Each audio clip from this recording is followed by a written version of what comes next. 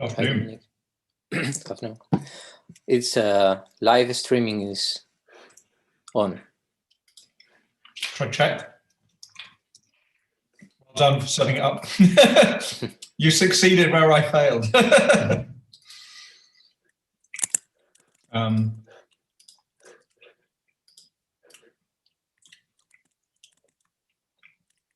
Yeah, okay, we're on the live stream. Right, I better not say anything. I'll regret. Don't say anything sensitive. My password is. Okay. I'm going to turn my camera off while we wait. I suppose that Julia's going to join early so we can test her setup.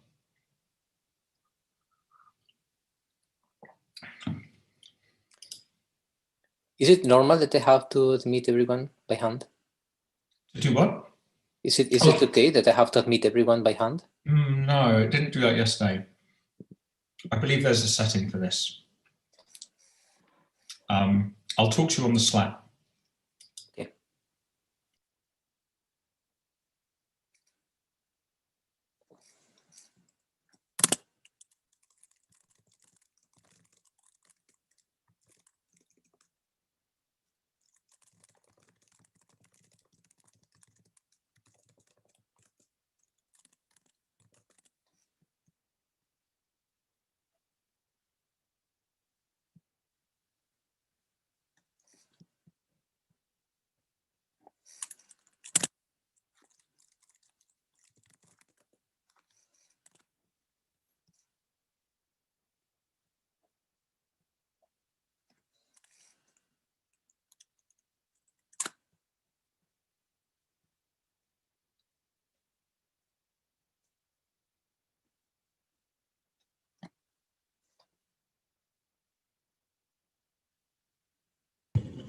Hi, can you hear me? Hi, Julia. All right. Yeah, I can hear you perfectly. Great. Good. Hi, Julia. Hi. Sorry for emails last minute. It seems everything was working. I just panicked. I started clicking some links at PADL. It is a bit. It's every time I've used Clouder, it's changed. So it's like trying to work out, oh, what's it do now? Mm-hmm. So let me try to share a screen. Okay.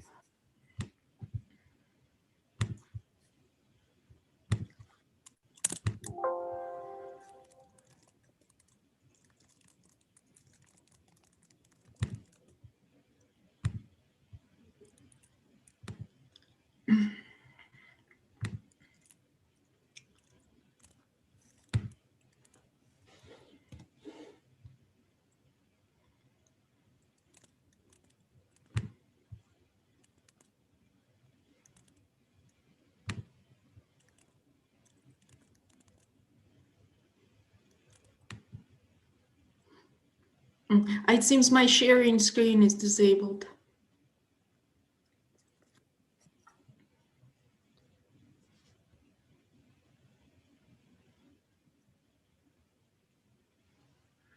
Can you try now?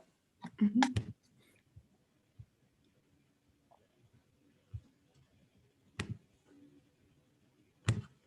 Not works. Good.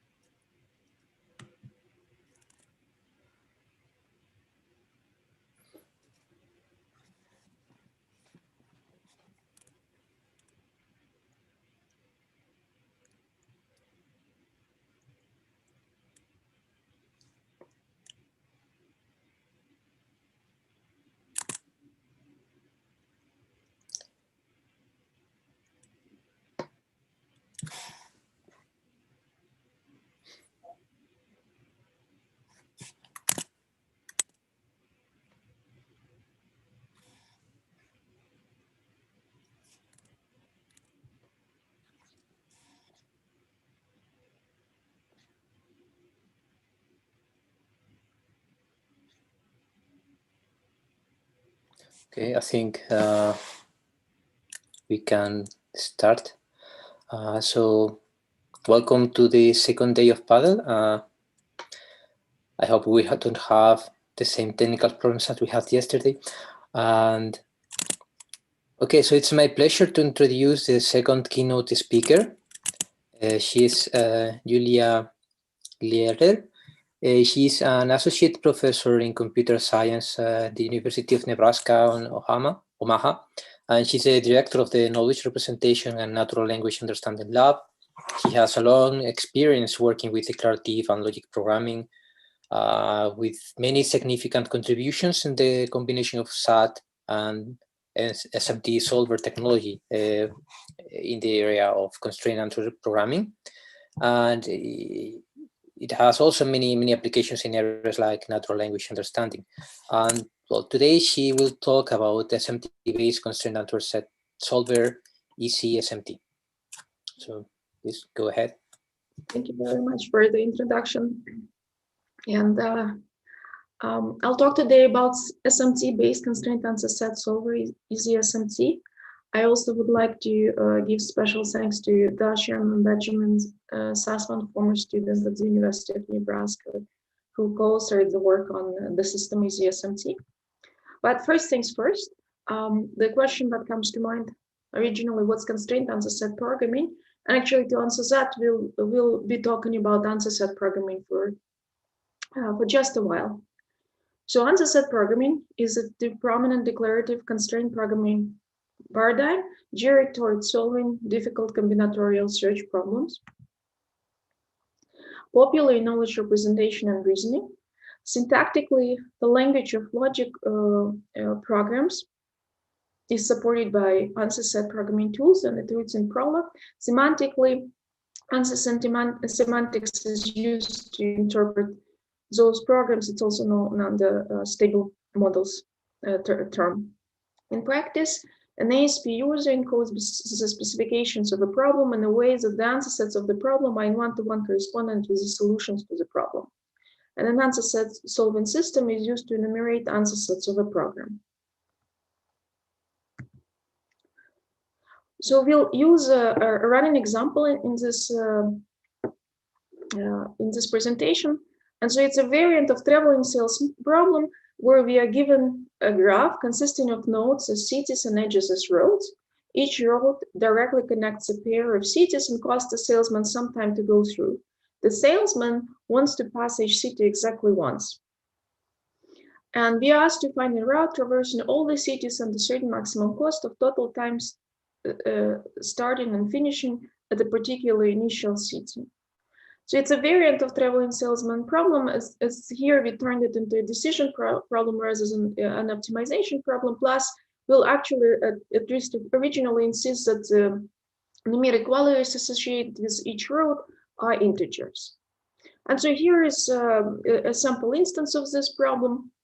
To the left-hand side of the slide, we see a graph, and there are 4 cities which are called A, B, C, D. One of them is marked initial, and each road is annotated with a number which is a cost. And we can encode that as facts in ASP programs or rules without the body. And then this problem has in particular 2 solutions. We start going from A to B, then C, D, and then back to A. And then we can also start going an opposite direction from A to D, then C and B. So here is an encoding, ASP encoding in the standard language ASP core 2. And I'll basically go rule by rule, talking through intuitively what it states. So for example, the first rule said if there is a road from X to Y, then there is also a road from Y to X. The second rule states that if we associate the cost with a road from X to Y, the same cost is associated with the opposite direction. Next, we say that for each city, we choose one road leaving from the city, And the route predicate, in fact, is the one that encodes the solution. The second one says that for each city, we choose one road going to the city. Next rules encode the reachability. The first one says that the initial city is reached, and the next one says that if the city X is reached and the route from city X to Y is chosen, then the city Y is also reached. And then we say some restrictions that are imposed on our solutions to problems, that having a city that has not been reached leads to a contradiction, as well as the total time cost of a chosen route greater than maximum cost leads to a contradiction. And then the very last statement is actually directives that tells us that what we are interested in is only seeing solutions or parts of the solution, in particular atoms that whose predicate is route. And so we can run this program to case of an instance that we've seen on the previous slide, and the answer set solver, in this particular case, Klinga, computes us two solutions. So that's basically, we illustrate the practice of answer set programming. So now, as far as typical architecture in this paradigm, it usually has two components. One is called grounder, another one an ASP solver. The grounder is concerned with instantiation of variables, where each original rule in the program is actually replaced by a family of like so-called propositional rules, where here if you observe variables x, so all variables in those rules are replaced by passing constants. And so the output of a ground is a propositional program containing propositional atoms only. And then the ASP solver is concerned with searching answer sets of a propositional program. And this is a task which is in spirit of finding satisfying assignments to propositional formulas, where the differences in the language in propositional formula will have set of clauses. That's how the solvers called set solvers work, and they will be looking for satisfying assignments, where in ASP solving, our language is set of logic programs, so we'll have a set of logic rules, and we'll be looking for stable models or answer sets. Some of the challenges in ASP include grounding, that while grounding the program may result in a propositional program that is being extremely large, or another difficulty we have that, for instance, if we have some constraints over real numbers, the paradigm is not applicable to begin with. So for instance, so far we've considered modification to traveling salesman person, a problem where we have put the integers to annotate the cost of the roads, where in original program the numbers are in fact reals. And so here is where constraint answer set programming comes into place. It allows to bypass grounding partially by introducing constraint variables over large domains and encapsulating those into so-called constraint atoms. Constraint atoms are practically series atoms of SMT, and typical original search procedures of constraint answer set programming combine techniques that are in spirit of set solving and constraint processing. In fact, they often combine existing answer set solvers with existing constraint processing tools. And so here we illustrate how traveling salesperson can be modified and become a constraint answer set program. And in particular, we use a language called EZCSP language, named after the system that introduced that language. System EZSMT that we'll be speaking more in detail here also supports this language. And so in particular, the encodings that you've seen stays almost unchanged, except the constraint that talks about the restrictions of routes not to exceed the maximum cost. are now replaced by a new constraint that is actually written over here. But in order to state it, we introduce a constraint variable, C, that is meant to record the cost of a particular road in case this road is part of the route, of a solution route. The cost associated with it is exactly the cost of the road. In case if it's not part of the solution, we associate it with the cost 0.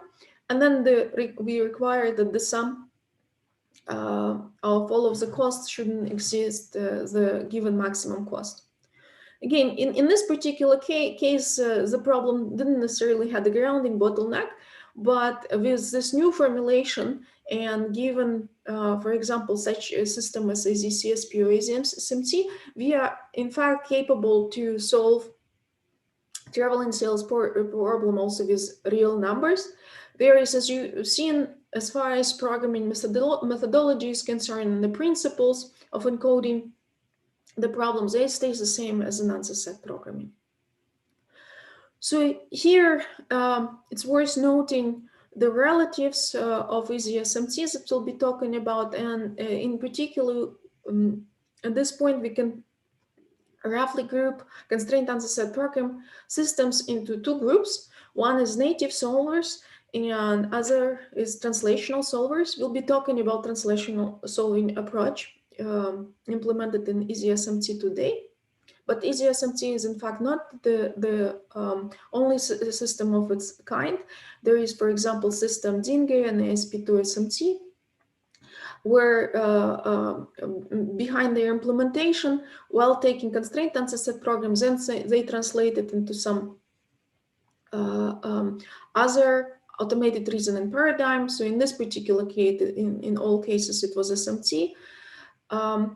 Whereas a native solvers approach, the systems were primarily based on combining answer set programming tools with constraint processing tools.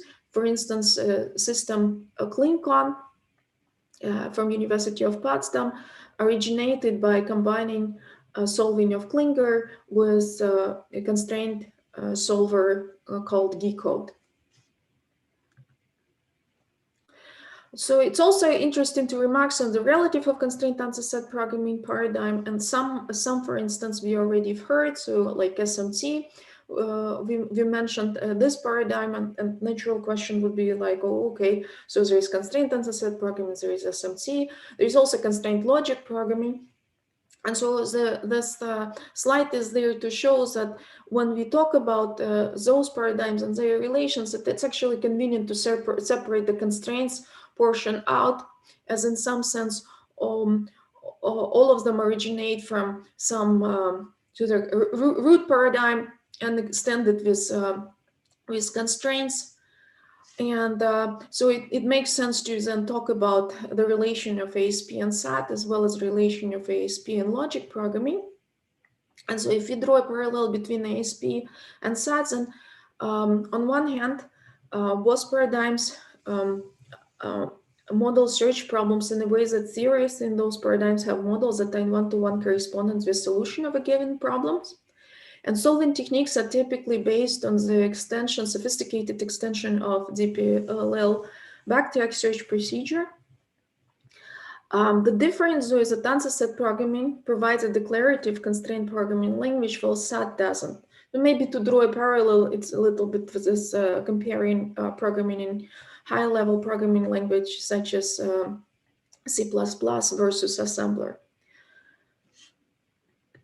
As far as ASP versus logic programming, as in Prolog, obviously both share the language of basic logic programs to model knowledge about domain.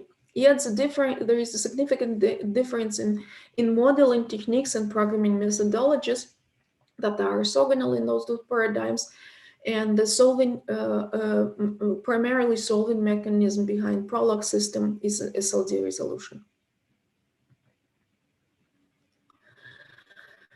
So, and now we'll dive into translational approach that is behind the EZSMT solver. and we'll be looking into technical details behind the approach. But to begin with, so what are we given? We are given that those constraint atoms are practically theory atoms of SMT.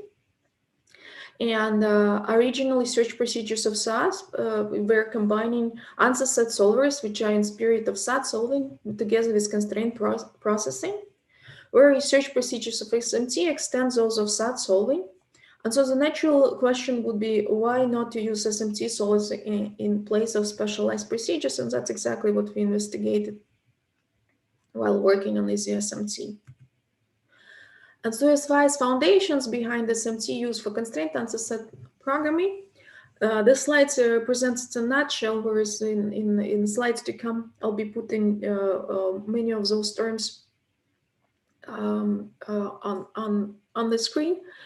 So, but it goes, the foundations go back to 2008, the work by Niemela, where he illustrated that we can actually encode logic program in terms of propositional formula extended with formulas in difference logic. The propositional formula will encode very well-known transformation for logic programs called Clark's completion.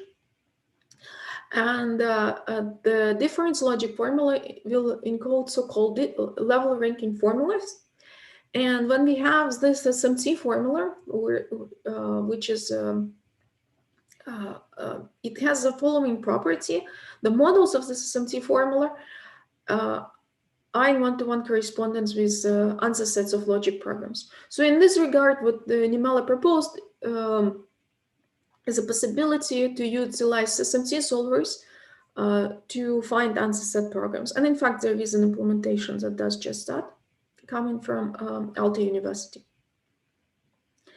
So in 2017, we showed that Clark's completion with theory atoms could be an alternative to Clark's completion for constraint logic programs. And then when we extended also with level ranking formulas that are kind of defined specific to constraint logic programs, then the result in the SMT formula is in fact can be used to find constraint answer sets for original program, as they are going to be in one-to-one correspondence. So in this regard, this is the basis for SMT solving for constraint answer set programming. And so here is a basic architecture of EZSMT solver. And so let's take a look at its components. So we start by constraint answer set program. We perform grounding on it. So that step actually is very similar to the grounding step of answer set programming, uses the same technology. And in particular, for example, here we use a grounder of answer set solver as Greenwood. And then the completion is computed. And here it's interesting to note that under certain conditions, that's actually sufficient. So if program is tight, if it satisfies certain syntactic condition, in particular, it doesn't allow positive loops, we can immediately bypass the next block and come to a point where all we are concerned is by transforming the data structures encoding completion of a given constraint answer set program into a language called SMT-lib, which is a standard language for SMT solvers, and then compute the solution. So if program is not tight though, we will be computing so-called level rankings, and there are actually 4 variants of that. And the system is capable of computing 4 of them, although it seems that there is one definite winner among those. And so, as I mentioned, the grounding is in fact very similar to the grounding of ASPI solver. So we'll go through this slide quickly. And so at this point, I will be introducing such concepts as completion and level ranking. And so we'll actually go back to starting with what logic program is. So it's a set of rules. So here we have a head, here we have a body. So the reduct of a program relative to a particular set is a set of some modified rules from a program pi, where we leave out the rules that don't satisfy these conditions, and in case when they do, we actually remove the part of rules that has atoms preceding by not. Then we have a definition of satisfaction. A set X is said to satisfy a rule of this form if the head of the rule belongs to this set of atoms whenever each element of the body is also part of the this set. And then a set X of atoms is an answer set when X is the smallest set of atoms that satisfies all rules in the program's reduct with respect to this set. So here we have a very simple sample program, A if B, and it's only the smallest set that satisfies all rules of this program. And here, since the program is positive, in fact, it coincides with the reduct for any set. So empty set is the only answer set of this program. We now introduce the concept of an input answer set, which will be crucial when we define constraint answer set programs. And so here, when we talk about an answer set, it's important to introduce this additional. So the program itself is it defines a vocabulary sigma, and then imagines that we take some sub-vocabulary of the sigma and we say that this is actually our input vocabulary. And then we can talk about input answer sets, where we'll say that X is an input answer set when we extend this program with facts that are composed from elements in X that belong to the input vocabulary minus the elements that appear in the head. So that actually, so in our sample program, we can see the difference between a notion of an answer set. So as before, it doesn't change. We have an empty set as the only answer set of this program. But if you consider an input vocabulary B to be a part of the input vocabulary, then actually there are two input answer sets. One of them is empty set, and another one is AB. For those of you who are more familiar with answer set programming semantics, imagine that every single element in our input vocabulary kind of appears as a choice rule in the program, so that behavior, this definition, and the computed answer sets of this program will coincide. And before presenting the formal definition of constraint answer set programming, I realized that it might be easier to actually first give an example of all of its components and actually then see the definition. And so in particular, it's a triple. And this triple consists of three elements. One is a program, another one is a constraint, and third one is a function that maps some atoms of the program into the constraints of the second element of this triple. This program is also defined over vocabulary of a disjoint vocabulary of regular atoms and irregular atoms. So those irregular atoms will be actually also exactly as the input vocabulary if once we go to a definition. And so let us imagine a vocabulary of regular atoms with light on, switch, and AM, three atoms, and then the atoms, and we have them kind of to distinguish. We have bars around them. So we have two irregular atoms, and intuitively they are mapped to constraints so the form of those atoms intuitively actually gives out the kind of constraint that it's going to be mapped to. So for example, the atom of the form bar x less than 12 bar is mapped to integer linear constraint x is less than 12. And so if consider this is a given program, so here we have so-called choice rules, which you can read as like switch may be the case or not. So switch is an exogenous action. The second rule that tells us that if switch is the case and it's not AM hours, then light is on. It shouldn't be the case that light is not on. It might be AM or might not be. We kind of don't know. And then we put the restrictions on the relation of this constraint atom and the AM hours. So we restrict the situation where X is less than 12, but it's not AM hours, or it is AM hours and X is greater or equals as 12. So those are not possible situation, as well as X should range between 0 and 23.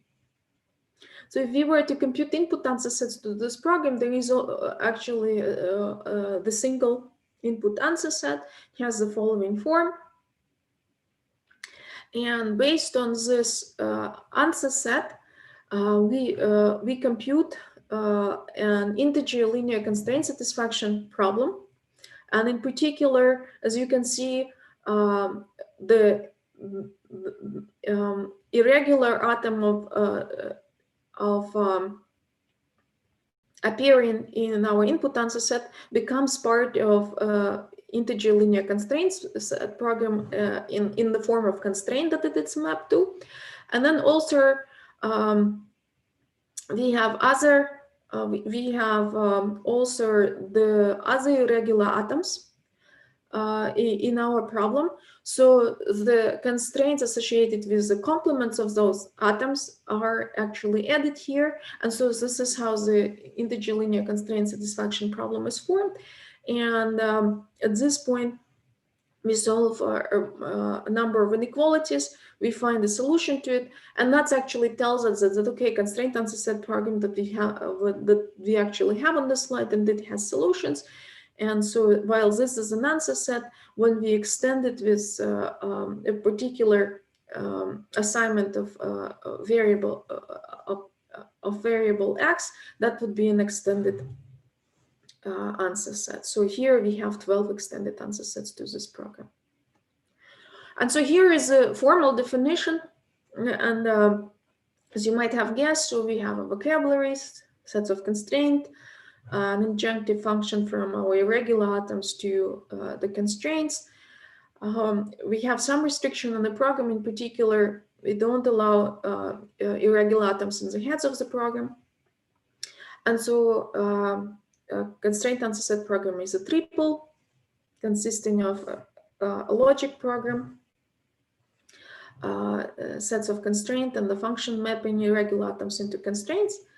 And for a set of atoms to be called an answer set, it has to be an input answer set of a program, and also it should the constraint answer set programs that we constraint satisfaction problems that we construct from this set of atoms based on their elements of irregular vocabularies that appear in it has to have a solution. So here is a definition of SMT formula. And it basically parallels the definition of constraint answer set program, with major difference being that our first element of a triple is now a propositional formula.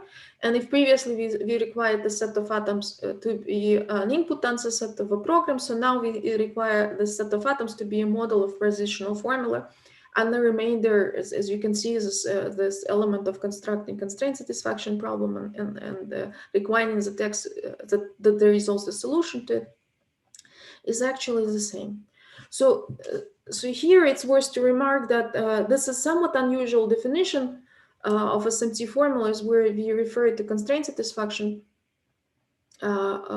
problem, but in fact this formulation is just fine and it is convenient for our purposes here. Okay. So we'll now introduce the notion of a completion.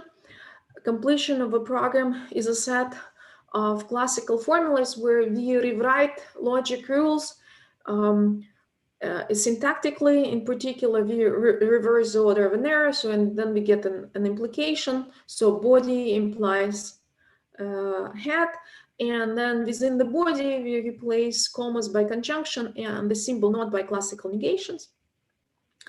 So so this is basically the same kind of transformation we apply in this construction of this big implications. So here, in place of a body, we'll imagine a formula. And so here is an implication that says that, okay, if we collect all of the rules with A in the head, then this is a big disjunction traversing all of the bodies.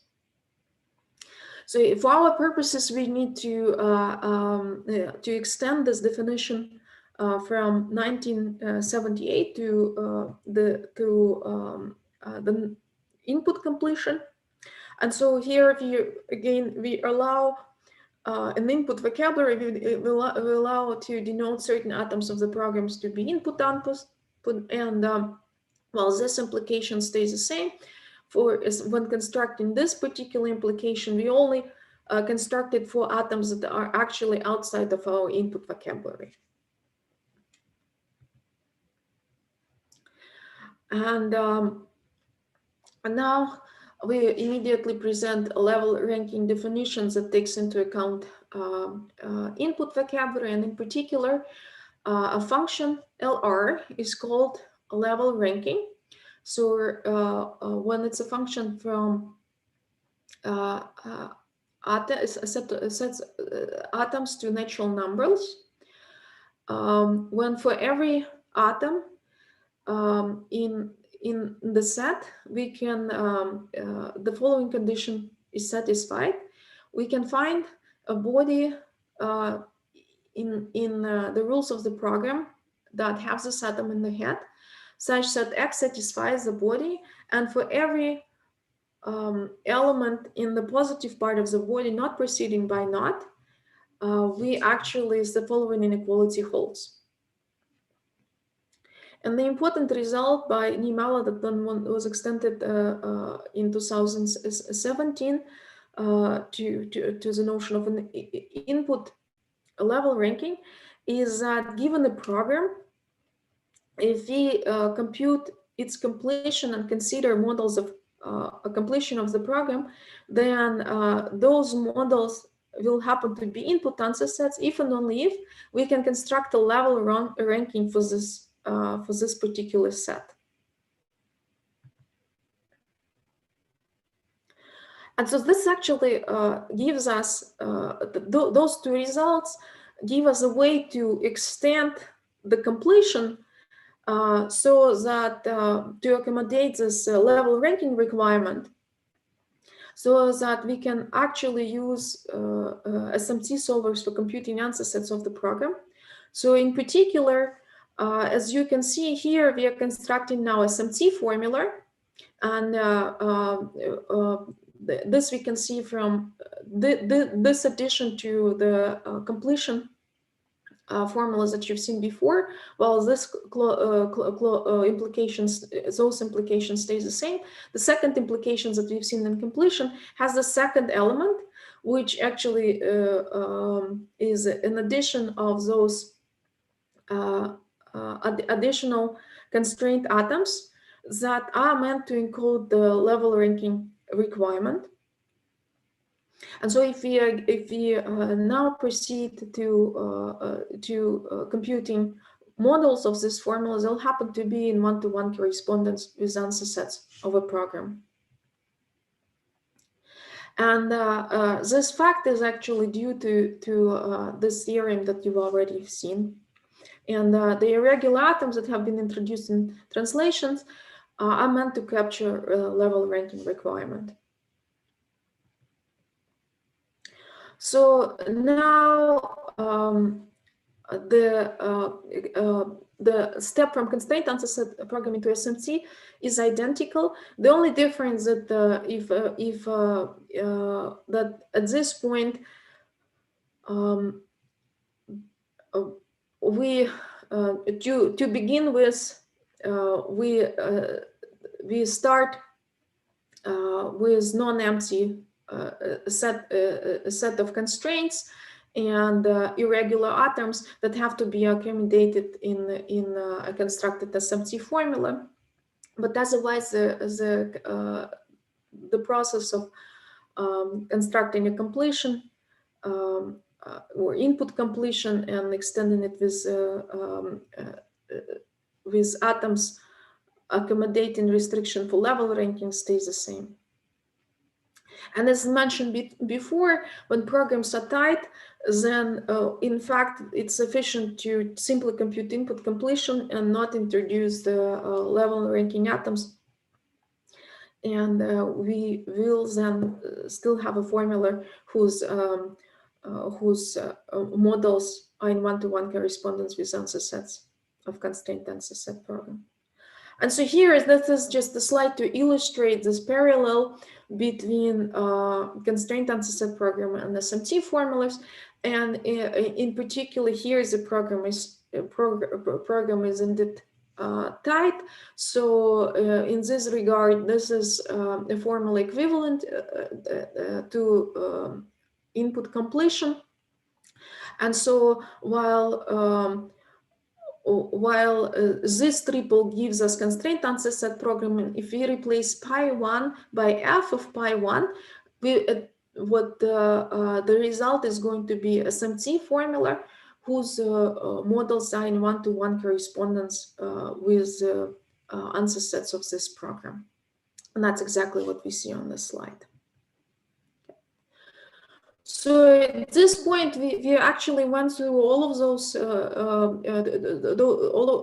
those components, and so as I mentioned, this EZSMT transformer is practically a block that takes data structures of the systems that encode the completion extended with level rankings and translates into a standard language supported by SMT solvers. It's called SMT leap. And then it interfaces their SMT solver of its choice. So far, we support Z3, CVC4, EX, but again, given the fact that all of those solvers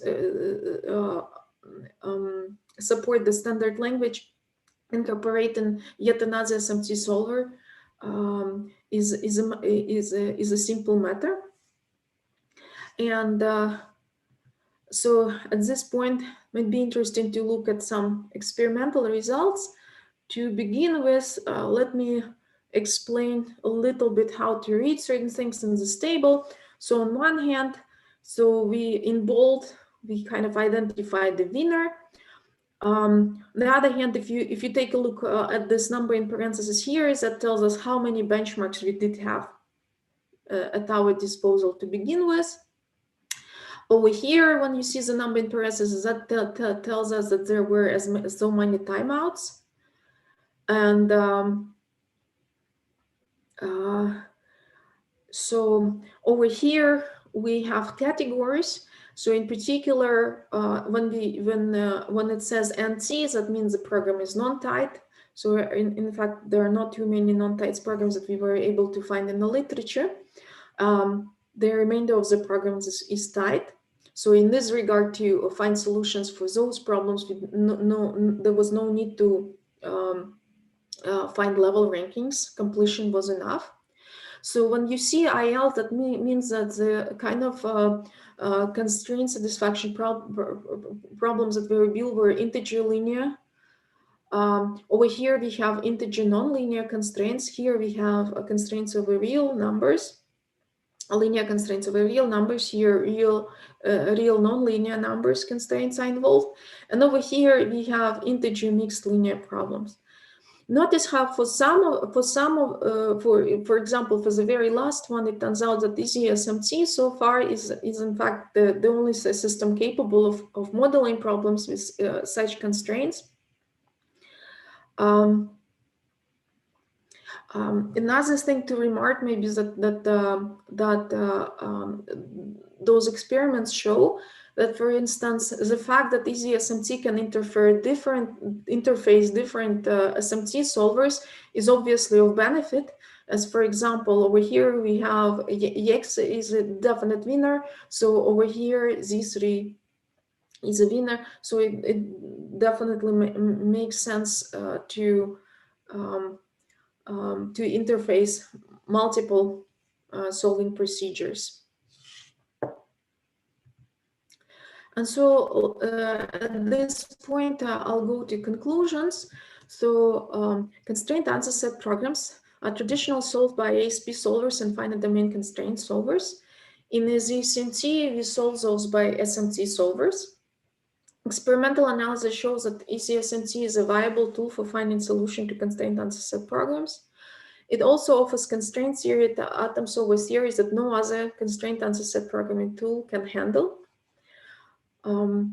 By making clear the translation of arbitrary constraint answer set programs to SMT, our work will, we hope, will boost the cross-fertilization between the two distinct areas of automated reasoning. As far as future work directions, tries designing non-prototypical constraint answer set programming language, allowing for intuitive programming with its extended portfolio of special constraints is of interest. So in particular, moving away from EZSCSP language and developing the unifying constraint answer set programming standard language, which can be an ambiguous project. And yet there are parallel and successful projects for standardization, in particular ASP Core 2 language, SMT Lib, Minitsing can be taken as inspiration for this direction of work. Automating translation from ASP to constraint answer set programming solution. So whereas we've mentioned that constraint answer set programming can sometimes offer to bypass grounding bottleneck, but at this point it is a programmer's decision when and which parts to encode by means of those specialized constraint atoms. So the question would be, is it possible to actually do it automatically and also obviously have some sort of automatic decision mechanism on when it makes sense to do this rewriting and to utilize a different form of technology for solving problems. Adopting more sophisticated computation for computing multiple solutions and optimal solutions. At this point, the EZSMT have a simple iterative loop. Once one solution is found, its negation is added to original formula, and we start the computation from the beginning again. This may require moving away from SMT Lib and towards utilizing solver-specific APIs. Also, when we talked about translational approach and presented here results on transforming a logic program into input completion and level ranking formulas. That we then used SMT as a backbone technology. One could also utilize such language as Minitsing as backend, and that would be an interesting direction. One thing, so for example, that it could allow us is to, in fact, compare solutions of very different automated reasoning techniques, at least experimentally. And the basis of these presentations comes from the 3 papers that you have now on the slide, and the home of EZSMT is at the following link at the University of Nebraska, Omaha. Thank you very much for your attention, and I'll be happy to answer any questions you might have. Thank you, Julia. Very good talk. So it seems that there is at least one question in Crodel. Someone asked it, but I cannot see who. Oh, that was me, sorry. Okay. I think I slightly missed something earlier on. So you said about grounding over reals is problematic. And at the time you had the example of when you were doing things with integers, but I was wondering, I assume that grounding over integers is also problematic, right? Because you can't specialize your predicates to all the integers. Yes, I think in some cases, besides some problems of formulation, grounding may never complete. As soon as you have functions, like you have x+1 in your problem, unless there is some place that actually tells you that you are guaranteed that. Well, maybe one thing to mention is that what grounders do, they don't compute theoretical grounding. So theoretical grounding is just like, oh, let's just like really ground it all with all mentioned constants. So as soon as you have integers in place, so any program will become infinite. But at sometimes there is a guarantee that even though theoretical grounding, and that's how the answer sets are defined. Okay, here you have a program with variables. Let's ground it, and now here is the answer sets. But what has been studied quite a bit is that under certain conditions, even though the ground program is infinite, we can find a finite program whose answer sets is going to be identical to the answer sets of that infinite program. And that's what actually grounders will do. And so they might be able to work with integers when they figure out that, oh, actually, even though my theoretical ground is infinite, I don't care, because I actually can find this finite program for which I can guarantee that the answer sets coincide. Mm. So in this regard, integers are all right, and they've been used in answer set programming, but with real numbers, I think this is maybe even more where constraint answer set solving is of interest, as you practically have an answer set programming paradigms, but you are capable of incorporating constraints that have been unapproachable before by the answer set programming. So I suppose there the question is about density or something, like the real numbers are dense, and even if you have the bounds, then you're still stuck. But with the integer one, if you find some other constraints that tell you you've got a finite bound, you're okay. So, yeah, okay, great, thanks. That clarifies that. Thank you. Anyone else wants to do questions? Yeah.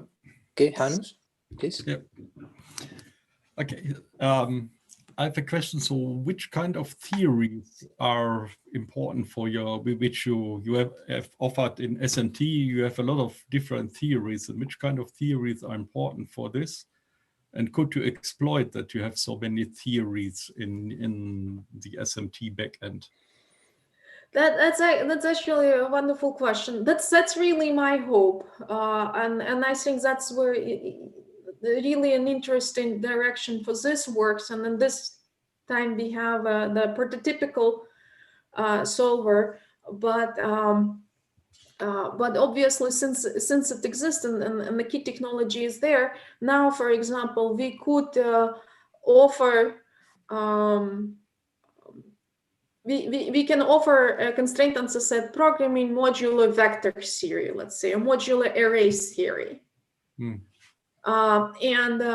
How is it useful and interesting for modeling? So far, it hasn't been offered. Nobody used it. Nobody knows. in some sense. Is that interesting for modeling certain knowledge representation problems, and do those constraints come naturally in some form, or maybe they don't come naturally, but maybe they can be extremely useful in speeding up solving. So those are open questions. I do not know an answer is there, but I think this work shows that that now this is a possibility. So far, I think maybe if you look at the experimental results, and I brought back that slide. If you can see, for instance, this blending star domain that we in fact, this is one of the domains which we took from literature, and we modified the statement of a problem in a way that we needed actually mixed integer linear mixed linear constraints. So some variables were reals, some were integers, and there the fact that we could use SMT solving was of use, because it actually some of its series allow exactly the mixture of those type of constraints, where, as you can see, neither Lincoln or EZCSP systems implementation couldn't provide support for this mixture.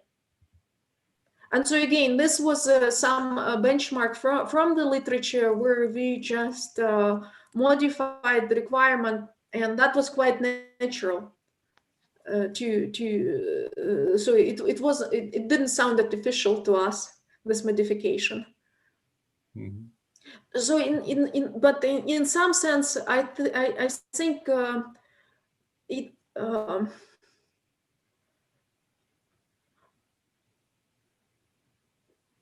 I think there is a great potential now, and one way also, it's not on the slides, but the one way one can see this work is also as an attempt to provide a declarative programming paradigm from frontier to SMT solving technology. So what we have now is an SMT solvers, extremely powerful tools which have their applications in hardware and software verifications. They are heavily geared towards those applications. They have big users, lots of users, but the truth of the matter is nobody programs using SMT-lib. It's impossible. It's not done for declarative programming. What the way this work can be seen as we take logic programming, practically that answer set programming, and we provide a programming methodology that is that of answer set programming, and then claims that this is, let's take it to be a front end for SMT solving technology. Mm-hmm. Okay, thank you. Anyone else has any question? Otherwise, I can make my own. Okay, so related with one of the last slides, you mentioned that one of the challenges or things for the future is the performance and doing like more advanced, adopting sophisticated computation and moving away from SMT to APIs. At least in the current state, do you think that SMT-lib, I mean, going through a text file that is SMT-lib and sending like the whole formula to the SMT solver, is that a bottleneck in the computation, or? I don't think that is a bottleneck. What the SMT-lib doesn't seem to provide, for instance, there is no directive to tell us that I want to have more than one solution. And I think that's basically how is SMT technology is solved. Like my understanding is used. My understanding what happens is that the problem, some formula is coded, and it's supposed to, if you have a solution to this formula, it means that there is a bug. And so what they're interested often is not in the solution itself. Sometimes the solution is used in SMT solvers to maybe characterize some bug. But I think for foremost, they're interested is this formula satisfied or not? And that's a little bit, that's basically Nutshe set programming. On the other hand, when you use this paradigm to find solutions, you're actually interested in solutions themselves. So at least a couple years back, there was no directive in SMT-lib where you said, like, I actually am interested in multiple solutions, let's say, or there is no way to use SMT-lib frontend in order to communicate with the solver multiple times. And what happens is it's not even reading the file. It's just like when you, what happens is that the SMT solver really exits. It computed a solution, it stops. But when you want to continue your search in SAT solving, they call it incremental SAT solving. So you know that the SAT solver doesn't stop. It keeps its database of clauses together with anything else, maybe even the state of its computation, and then you just ask it to continue the search. So that's actually a big difference. Okay. And as far as I know, if you want a new solution, you have to say, I don't want this solution. You have to assert the negation of this solution and then ask for another one, and then. But it's very. Yeah. So this is if one goes through SMT-lib. I'm not sure. Again, to me, on the other hand, the SMT-lib, the beauty here is that we, on the other hand, have many different solvers we can use with the standard interface. But again, I think if there is more users of this kind, maybe SMT solving community would also be interested. My understanding is that SMT-lib is quite agile object, that there have been extensions, they are working on extensions, they come up with different theories and so on. So who knows if there would be interest of some kind of special users of SMT, maybe the community there also would be interested to extend the SMT-lib to use it more as a kind of alternative to APIs.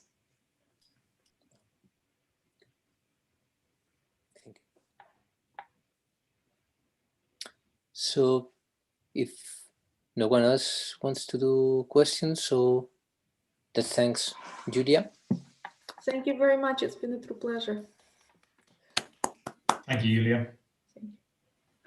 And now there is this, we end this session. The next session is at 4 o'clock. Well, depends on your time zone. Now there is a social event, half an hour. So see you in half an hour. Bye-bye, everyone. Bye.